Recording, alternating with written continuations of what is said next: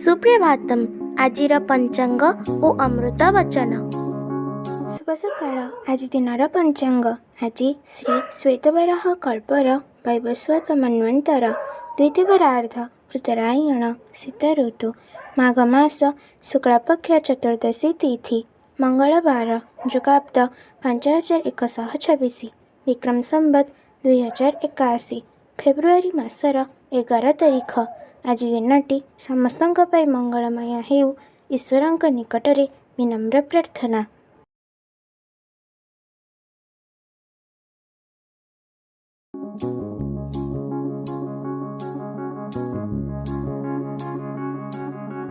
ଆଉ ଅଧିକ ଧନୋପାର୍ଜନର ଆଶାକୁ ତ୍ୟାଗ କର।